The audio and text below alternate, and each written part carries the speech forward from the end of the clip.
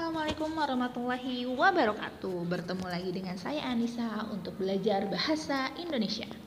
Kali ini kita akan membahas mengenai negosiasi. Negosiasi ini adalah bab yang ada di kelas 10 SMA ya. Jadi teman-teman bisa pelajari ini ketika teman-teman sudah masuk ke kelas 10 SMA. Oke, kita masuk ke pengertian negosiasi. Negosiasi merupakan suatu bentuk interaksi sosial di mana berfungsi untuk mencapai kesepakatan di antara pihak-pihak yang memiliki kepentingan yang berbeda. Negosiasi sendiri menurut Kamus Besar Bahasa Indonesia ialah suatu proses tawar-menawar dengan jalan berunding agar memberi atau menerima di mana berguna untuk mencapai kesepakatan. Kesepakatan untuk siapa? Yaitu kesepakatan bersama antara satu pihak dengan pihak lainnya. Negosiasi berasal dari bahasa Inggris yaitu negotiate yang artinya perundingan dengan strategi khusus. Strategi-strategi apa aja sih yang ada di dalam negosiasi? Oke, sekarang kita bahas mengenai strategi negosiasi. Yang pertama ada win-win strategi atau strategi menang dan menang, yaitu kedua belah pihak diuntungkan. Yang kedua ada win-lose strategi, yaitu ada pihak yang diuntungkan dan ada juga pihak yang dirugikan. Yang ketiga ada lose-lose strategi, yaitu strategi yang di mana kedua belah pihak tidak ada yang diuntungkan atau keduanya merasa dirugikan. Oke, di benak kalian pasti berpikir ya, kapan sih negosiasi harus dilakukan? Diibaratkan sebuah persahabatan, negosiasi membutuhkan trik ataupun strategi. Sifat manusia kan pada umumnya itu tidak pernah mau kalah, tidak mau dipaksa, tidak ingin ditindas. Nah, oleh karenanya strategi yang paling umum dilakukan adalah win-win strategi atau biasa disebut juga dengan win-win solution, merupakan jenis serta pilihan terbaik yang pernah ada sehingga kedua belah pihak tidak pernah ada yang merasa dirugikan. Untuk mengetahui caranya bernegosiasi yang benar agar menguntungkan berbagai posisi di dalam bidang sosial ataupun juga di dalam bidang bisnis. Oke, pertanyaan selanjutnya yang biasanya kerap kali muncul adalah upaya yang dibutuhkan di dalam kegiatan negosiasi itu ada apa aja sih?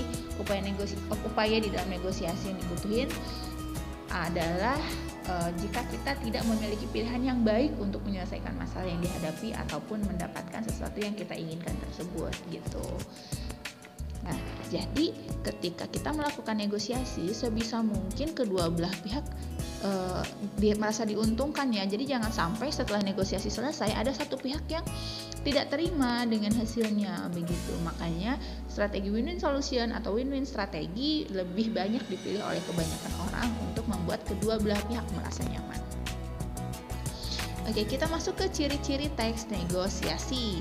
Yang pertama itu adalah negosiasi menghasilkan sebuah kesepakatan. Ketika kalian melaksanakan negosiasi harus ada kesepakatan di akhir. Jangan sampai hasilnya sudah ditemukan tapi ternyata ada satu pihak yang tidak setuju atas hasil kesepakatan tersebut atau atas hasil yang telah diterima. Jadi pastikan dulu bahwa kesepakatannya telah dilewati begitu. Ciri-ciri yang kedua, negosiasi menghasilkan keputusan di mana saling menguntungkan antara kedua belah pihak. Nah, ini yang win-win strategi tadi ya. Kemudian yang ketiga, negosiasi ialah salah satu sarana untuk mencari penyelesaian maupun jalan tengah. Yang keempat, negosiasi lebih mengarah kepada tujuan praktis. Yang kelima, negosiasi dilaksanakan demi memprioritaskan kepentingan bersama. Keenam, negosiasi menyangkut sebuah rencana yang belum terjadi. Ketujuh, di dalam negosiasi selalu melibatkan antara dua belah pihak. Kedelapan, negosiasi adalah kegiatan komunikasi secara langsung.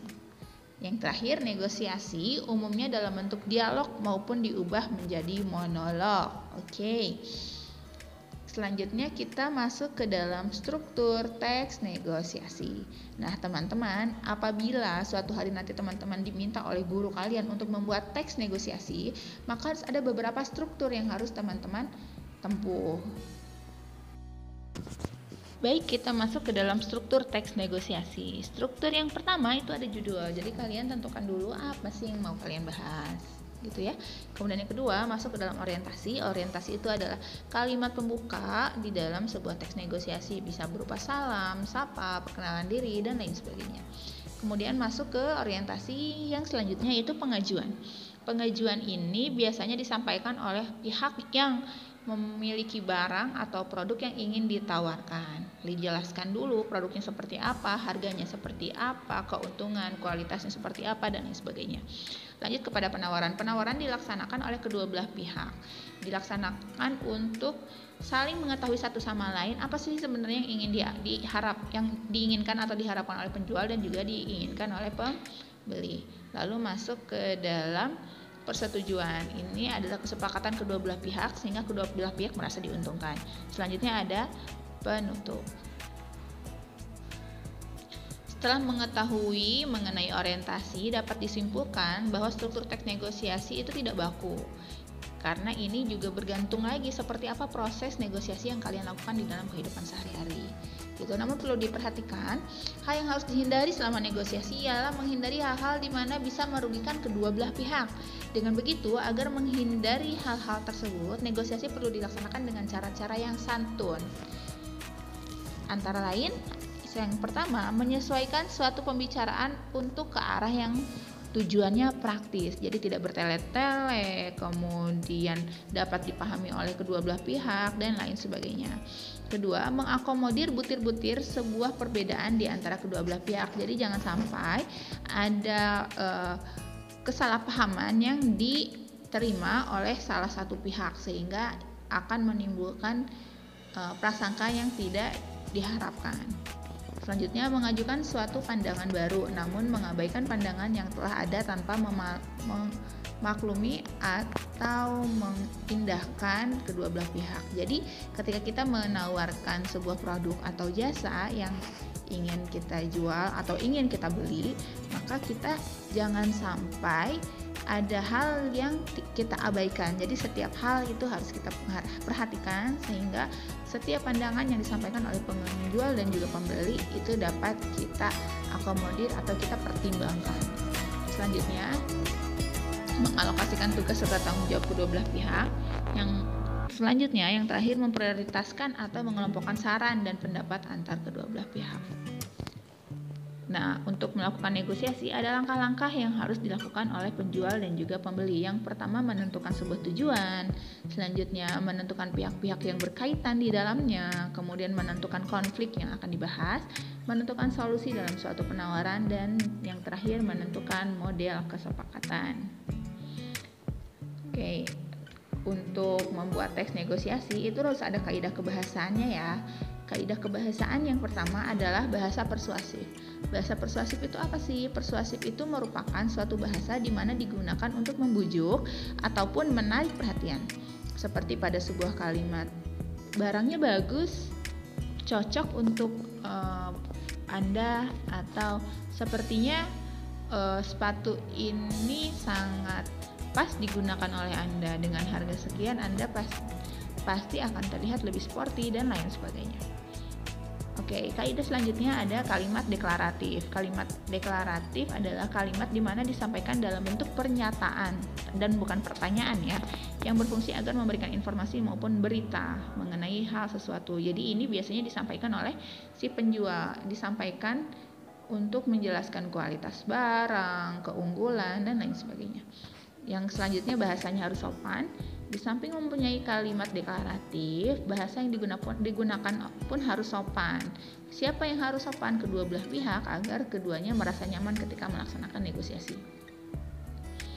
Selanjutnya ada kalimat efektif. Kalimat efektif artinya adalah kalimat yang padat, singkat, jelas, lengkap, serta dapat menyampaikan informasi secara tepat. Oke, sehingga tidak bertele-tele dan membuat bingung kedua belah pihak. Selanjutnya, berisi pasangan tuturan. Apa itu maksudnya pasangan tuturan? Sebuah kalimat di mana diutarakan oleh seseorang untuk menyampaikan maksud maupun tujuan tertentu. Hal ini merupakan bentuk komunikasi secara lisan seseorang kepada mitra tutur. Mitra tutur itu adalah orang yang sedang kita ajak bicara dalam kehidupan sehari-hari. Di dalam sebuah teks negosiasi, tuturan berupa dialog yang artinya dilakukan oleh dua orang maupun lebih. Oke, sampai sini pembahasan mengenai teks negosiasi.